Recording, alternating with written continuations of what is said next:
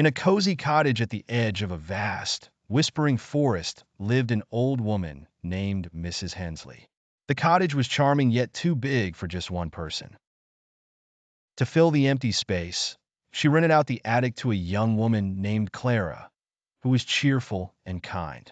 Clara loved living with Mrs. Hensley. She helped with groceries and tended to the garden, filling the air with laughter and warmth. As winter approached, Clara worked diligently every day, raking leaves and trimming bushes. Unbeknownst to the two humans, a pair of little mice, Timothy and Melvin, had made a cozy nest in one of the large piles of leaves. They found the pile warm and inviting, the perfect refuge from the chill of the season. One crisp morning, Clara hurried into the garden, forgetting to close the door behind her. Timothy, always adventurous, spotted the opportunity and scampered inside. Timothy dashed down the hall and found himself in the warm kitchen, where the scent of freshly baked bread filled the air. Crumbs of cake and discarded apple peels littered the floor, remnants of Mrs. Hensley's baking adventures. Meanwhile, Melvin scurried up to the attic, searching for food.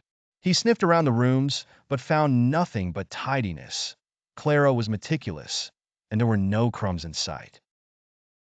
Hearing the delightful smell wafting from downstairs, Melvin decided to make his way back down, but just then, Clara returned from the garden, locking the door behind her.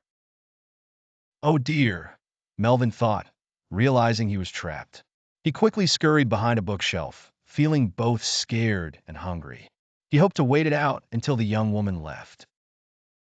All night, Melvin sat behind the bookshelf, his stomach growling in protest. The aroma of baked goods lingered in the air, teasing him with dreams of feasting. The next morning, Melvin's hunger grew unbearable. As soon as Clara left her room, he peeked out. Seeing his chance, he dashed down the stairs, squeezing through the narrow door gap just as Clara stepped outside. Outside, Timothy noticed Melvin, who looked frazzled. "What happened?" he asked, rushing over.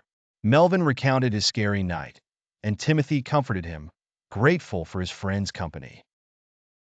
Together, they rushed back into the kitchen. Timothy proudly showed Melvin the feast he had discovered.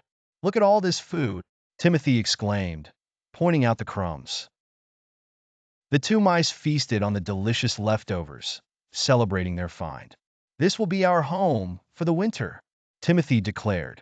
Melvin nodded in agreement, feeling warm and cozy in their new lodging. As the days turned into weeks, Timothy and Melvin enjoyed their hidden life in the cottage. They scurried about, playing and nibbling on leftover treats while Mrs. Hensley remained blissfully unaware of her tiny guests. Every morning, Mrs. Hensley prepared her tea and baked her goods, completely oblivious to the little mice who made her kitchen their playground.